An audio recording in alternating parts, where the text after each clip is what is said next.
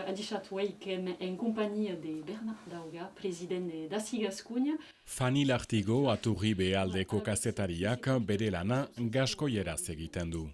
Irratsaioak prestatzen ditu Radio Pais irratiarentzat angelun duten estudioan, orain frekuentzia bat nahi lukete. Hei partide de l'association Radio Pais Lanes Bachadou, qui est créée en 2017 et anglet et qui cerca frecuencias en taimete así en Bachadou et dans las Lanes et you que travaille à les studios d'anglet. Radio Pais irratiaz gain, Fanny eta gaskoizalean emankizunak Euskal Irratiak sarean eskaintzen dituzte ere, ostiraletan arratseko 8etan.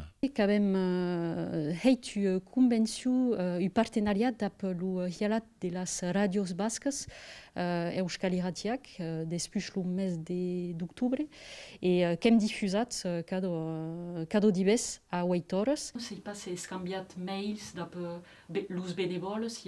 Fanny Lartigo eskarmentu handiko kazetaria da, la semana astekaria eta paueko Radio Paisen lan egin izan baitu jadanik zenbait urtez. D'haver treballat a la radio il y a quelques années a Pau, qui tomen a Pau, qui m'a ajudat a haver contactes així. Mais adixat, satzutz, que un gran plazer d'estar amb vosaltres avui.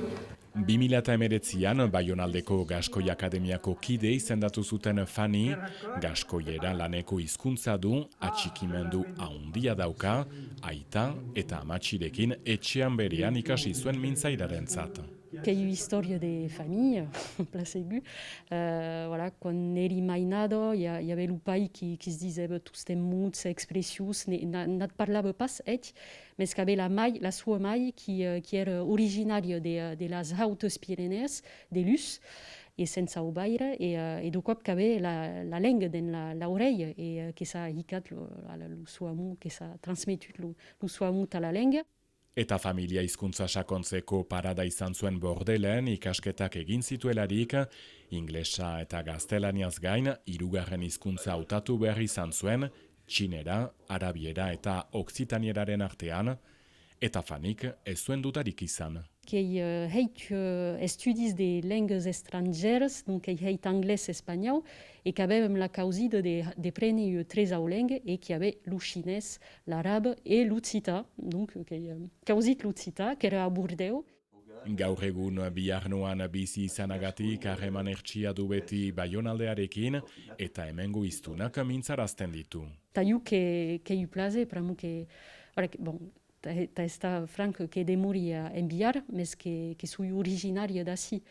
Radio Paisek ez du oraino frekuentziarik Baionaldean, baina emankizunak sarean entzun litezke ere, gaskoierak garrantzia handia izan du Baiona inguruetan ere, hizkuntza ofiziala izan zen 3 mendez, arrastoak nonahi ikusten dira gaur ere, gaskoizaleak argi dute indarra galdu duela, baina trubaduren mintzaira sustatzen segitzen dute.